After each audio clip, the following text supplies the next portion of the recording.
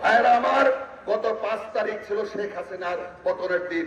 বাংলাদেশ শুধু না, এই এশিয়া মহাদেশের মধ্যে এমন কোন রাষ্ট্রনায়ক নাই যিনি সংসদের সকল এমপি সহ, সারা বাংলাদেশের সকল উপজেলা চেয়ারম্যান সহ, সকল পৌরসভার মেয়র সহ একসঙ্গে পালাইছে এমন নজির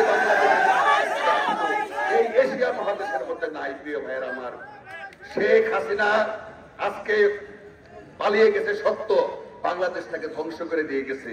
এখানকার বিচার বিভাগ, এখানকার আইন বিভাগ, এখানকার ব্যাংক, এখানকার ভোটের অধিকার, মানবাধিকার সমস্ত কিছু ধ্বংস হয়ে গেছে গত 15.5 বছরে। প্রিয় ভাইয়েরা আমার, প্রিয় ভাইয়েরা আমার, জুলাই আগস্টে যারা শাহাদত বরণ করেছেন, যারা আন্দোলনের ফিনিশিং দিয়েছেন, শেখ হাসিনার পতনের শেষ দিন তৈরি করেছেন জুলাই আগস্টে, সেই সমস্ত ছাত্র জনতা ভাইদেরকে আমার দলের পক্ষ থেকে জানাই আন্তরিকভাবে কৃতজ্ঞতা, এবং তারা তাদের জন্য দোয়া চাই, আল্লাহ যেন তাদেরকে শাহাদাতি মর্যাদা দান করেন, শহীদি মর্যাদা দান করেন। যারা আহত হয়েছেন, চিকিৎসাধীন আছেন, আল্লাহর কাছে দোয়া চাই তারা যেন অতি তাড়াতাড়ি দ্রুত সুস্থ হয়ে আমাদের মধ্যে ফিরে আসেন।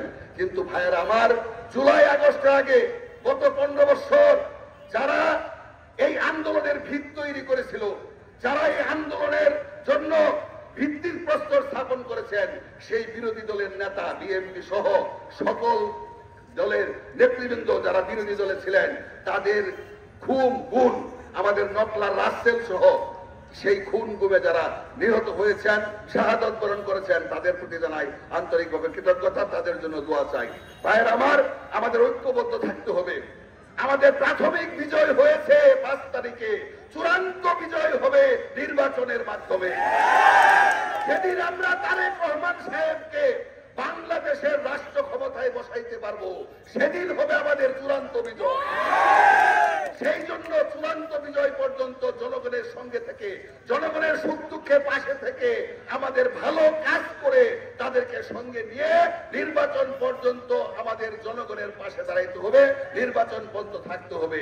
আমি আমার বক্তব্য দীর্ঘায়িত না করে সকলকে আন্তরিকভাবে ধন্যবাদ জানিয়ে, অভিনন্দন জানিয়ে, যারা মিছিল করেছেন, দূর দূরান্ত থেকে এসেছেন, সকলকে আমরা ধন্যবাদ জানাই। সময় নাই।